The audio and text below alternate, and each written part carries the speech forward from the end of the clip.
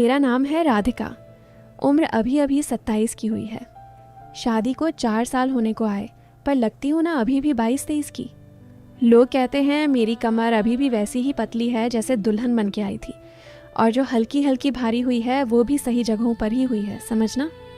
हंस लो थोड़ा, शर्माती बहुत हूँ मैं, पर जब बात मन की करो तो थोड़ा खुल के बोलना भी पड़ता है, वरना दिल में रह जाता है सब। मेरे देवर का नाम है गोलू, मतलब असली नाम तो गौरव है, पर घर में सब गोलू गोलू कहते हैं। उम्र 24 की है, पर जिस्म उसका ऐसा जैसे 30 का हो। चौड़ा सीना, मोटी मोटी बाहें और आवाज़ ऐसी भारी कि जब पास से बोलता है ना तो कान के पास हवा सी लगती है। शादी के बाद पहली बार जब वो मुझे भाभी कह के गले लगा था ना, तो सच बताऊं, मेरी सांस एक पल को रुक सी गई थी। बहुत ताकत थी उसकी बाहों में, पर उसने फटाक से छोड़ भी दिया था। मैं भी शर्मा के हंस दी थी, बस वहीं से कहीं कुछ अटक सा गया था, पता नहीं क्यों। अब बात यह है कि हमारा घर पुराना वाला है, बड़ा सा। आंगन में तुलसी का पौधा, पीछे वाली कोठी में पुराना सा कमरा जहाँ कभी दादाजी रहा करते थे। उसी कोठी में गोलू रहता है। मैं और तुम्हारे भैया ऊपर वाले हिस्से में। भाई साहब तो ज़्यादातर बाहर ही रहते हैं, व्यापार है उनका, कभी दिल्ली कभी लुधियाना। घर में बस मैं, सास ससुर और गोलू। सास ससुर भी अब बूढ़े हो चले हैं, रात को 9 बजे तक सो जाते हैं। उसके बाद पूरा घर जैसे मेरे और गोलू के नाम हो जाता है। एक रात की बात बताती हूँ, वो रात जो आज तक मेरे जिस्म में कहीं चुभी हुई है। गर्मी बहुत थी उस दिन, जून का महीना, बिजली भी कटी हुई थी। मैं अपने कमरे में पंखे के नीचे लेटी थी, सिर्फ साड़ी और ब्लाउज़ पेटीकोट भी नहीं पहना था, इतनी गर्मी थी। नीचे कुछ नहीं, बस साड़ी लपेट के सोच रही थी कि कब सुबह होगी। तभी दरवाज़ा खटका। मैं चौंकी। कौन होगा इस टाइम? भाभी सो रही हो? गोलू की भारी आवाज़। मैंने जल्दी से चादर खींची ऊपर तक, बोली, नहीं रे, आजा अंदर। वो आया, हाथ में एक मोमबत्ती थी और एक बोतल ठंडा सोडा। उसने कहा, भाभी, मैंने सोचा तुम्हें भी गर्मी लग रही होगी, लाया हूँ। मैं उठ के बैठ गई। मोमबत्ती की लौ से उसका चेहरा चमक रहा था, पसीना उसकी बनियान से चिपक गया था, सीना पूरा गीला। मैंने सोडा लिया, ठंडक सी लगी हाथों को। बोला, भाभी, तुम भी बहुत पसीना बहा रही हो, ये लो रुमाल। उसने अपना रुमाल बढ़ाया। मैंने लिया तो उसकी उंगलियां मेरी उंगलियों से टकराईं। एकदम ठंडी थीं उसकी उंगलियां, जैसे बर्फ़। मैंने रुमाल से गला पोंछा, फिर गले के नीचे जहाँ साड़ी थोड़ी सी खिसक गई थी। वो देख रहा था, आंखें उसकी एकदम स्थिर। मैंने जानबूझकर थोड़ा और झुक के पोंछा ताकि वो देख ले। दिल में कुछ शर्म थी, कुछ मज़ा भी। फिर मैंने कहा, गोलू, तू भी तो गीला हो रहा है पूरा, जा बनियान उतार ना, ऐसे ही सूख जाएगी। उसने एक पल को मेरी आंखों में देखा, फिर बिना कुछ बोले बनियान उतार दी। उफ, उसका सीना चौड़ा, बालों वाला, पसीने से चमक रहा था। मैंने नज़रें फेर लीं, पर दिल धक धक कर रहा था। वो मेरे बगल में बैठ गया, ज़मीन पर। बोला, भाभी, तुम्हें गर्मी बहुत लगती है ना? मैंने हंस के कहा, हाँ रे, तेरे भैया तो ऐसी लगवा देते, पर कहते हैं गांव में ऐसी नहीं चलता। वो हंसा, बोला, भाभी, मैं एक उपाय जानता हूँ, अगर तुम नाराज़ ना हो तो। मैंने पूछा, क्या उपाय? वो उठा, कमरे के कोने में रखी पुरानी पंखी हाथ वाली उठा लाया। बोला, तुम लेट जाओ, मैं हवा करूँगा। बचपन में मम्मी को ऐसे ही हवा करती थी। मैं हंस दी, पर लेट गई। चादर हटा दी, सिर्फ साड़ी थी अब। वो मेरे सिरहाने बैठ गया और पंखी झलने लगा। हवा ठंडी ठंडी लग रही थी। उसकी नज़र मेरे चेहरे पर थी, फिर धीरे धीरे नीचे मेरे गले पर, फिर जहाँ साड़ी का पल्लू थोड़ा सा हटा हुआ था।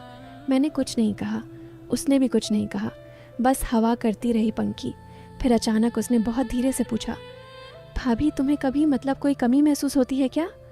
मेरा दिल ज़ोर से धड़का। मैं समझ गई थी वो क्या पूछ रहा है। मैंने आंखें बंद कर ली, बोली, कैसी कमी रे?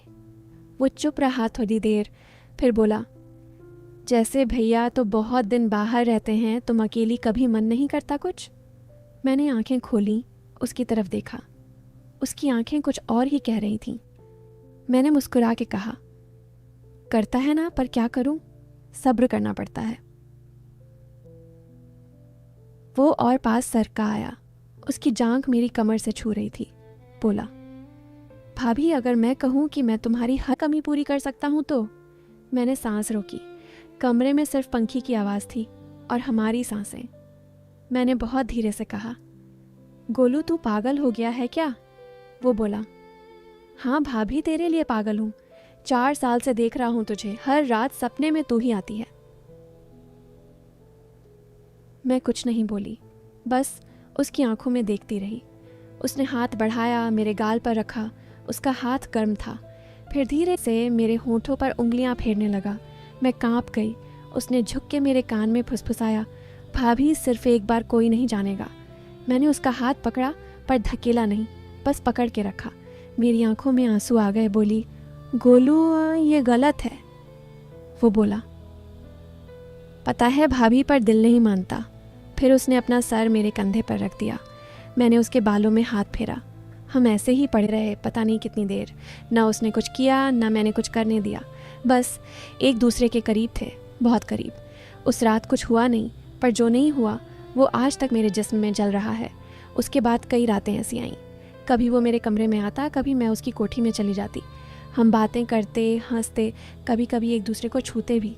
पर उस आखिरी लाइन को हमने कभी पार नहीं किया। मैं जानती थी कि अगर एक बार पार कर गए तो फिर लौटना मुश्किल होगा। वो भी जानता था। फिर एक दिन भैया घर आए। हम दोनों डर गए। लगा सब खत्म, पर भैया को कुछ पता नहीं चला। उल्टा उन्होंने कहा, राधिका, गोलू ने तेरी बहुत तारीफ की है कि तूने घर को बहुत अच्छे से संभाला है। मैंने गोलू की तरफ देखा। वो शर्मा गया। फिर एक दिन सासू माँ ने कहा, राधिका, गोलू की शादी की बात चल रही है। लड़की देखी है, बहुत अच्छी है। मेरा दिल जैसे टूट सा गया। मैंने गोलू की तरफ देखा। उसकी आंखें नम थीं। उस रात वो मेरे कमरे में आया। बोला, भाभी मैं शादी नहीं करूँगा। मैंने रोते हुए कहा, कर ले गोलू, मुझे तेरी खुशी चाहिए। वो बोला, मेरी खुशी तो तू है भाभी। मैंने उसे गले लगा लिया। उस रात भी हमने कुछ नहीं किया, बस रोते रहे एक दूसरे के गले में। फिर शादी की तारीख तय हो गई। मैंने खुद गोलू के लिए कपड़े चुने, हल्दी लगाई, सब किया। शादी के दिन जब वो दूल्हा बना तो मैंने उसकी आंखों में देखा, वो मुस्कुरा रहा था, पर आंखें कह रही थीं कि ये सब मजबूरी है। शादी के बाद उसकी बीवी आई। बहुत प्यारी लड़की थी। मैंने उसे गले लगाया, पर दिल में कुछ टूट सा गया। फिर एक रात शादी के 10 दिन बाद गोलू मेरे कमरे में आया। बोला, भाभी मैं खुश नहीं हूँ। मैंने कहा, गोलू अब बहुत देर हो चुकी है। वो बोला, नहीं भाभी, मैंने उसे बता दिया है। मैं चौंकी। क्या बता दिया? वो बोला, सब कुछ, कि मैं किसी और को चाहता हूँ। वो रोई बहुत, पर बोली कि वो मुझे आज़ाद करती है, कल वो अपने मायके चली जाएगी। मैंने उसका हाथ पकड़ा। बोली, गोलू तू पागल है। वो बोला, हाँ भाभी, तेरे लिए पागल हूँ, अब कोई नहीं रोक सकता मुझे। फिर उसने मुझे गोद में उठाया। मैंने कुछ नहीं कहा, बस उसकी आंखों में देखती रही। उस रात हमने वो सारी लाइनें पार कर दी जो 4 साल से रोक के रखी थी। सुबह जब मैं उठी तो वो मेरे बगल में सो रहा था। मैंने उसके माथे पर किस किया, फिर उठ के चाय बनाने चली गई। अब घर में सब जानते हैं। सास ससुर ने पहले बहुत बुरा माना, पर धीरे धीरे मान गए। भैया को जब पता चला तो वो भी चुप हो गए। बोले, जो हो गया सो हो गया। अब हम दोनों साथ रहते हैं। कोई शर्म नहीं, कोई डर नहीं। गोलू की पहली बीवी चली गई, तलाक हो गया। अब बस मैं हूँ और मेरा गोलू। तो भाई लोग, बहन लोग, ये थी मेरी कहानी। जो सोच रहे थे कि कुछ नहीं होगा, उनके लिए भी बता दूं, आखिर में हो ही गया ना। पर जो समझदार हैं वो ये भी समझ गए होंगे कि प्यार अगर सच होता है तो रास्ता खुद बन जाता है, चाहे कितनी भी मुश्किल क्यों ना हो। बस अब मैं जाती हूँ। गोलू बुला रहा है। चाय ठंडी हो रही है।